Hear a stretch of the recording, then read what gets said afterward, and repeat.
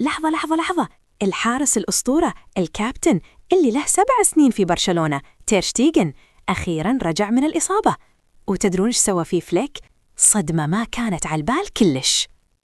تخيلوا وياي 4 شهور كاملة وهو بعيد عن الملاعب، عملية صعبة في ظهره، وهو حارس منتخب ألمانيا اللي يحلم بكأس العالم 2026.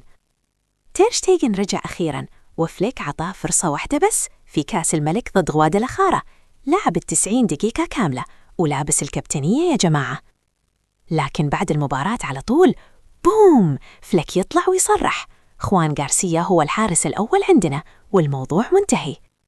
شلون يعني؟ يعني تير شتيغن اللي كان أسطورة وكابتن وحارس أساسي 7 سنين الحين صار الحارس البديل الثاني؟ واللي يقهر أكثر، فليك قال تكلمت في الموضوع مع تير شتيغن، بس اللي دار بيننا يبقى بيننا. صدق عاد، شقال فيها الاجتماع. الحين تير شتيغن عنده خيارين، يا أنه يقبل يكون احتياطي ويقول لحلم كأس العالم باي باي، أو يطلع من برشلونة بعد 7 سنين ولا. والنادي يفكرون يبيعونه عشان راتبه العالي. السالفة ما خلصت، في تطورات بتصير باكر ما تتخيلونها.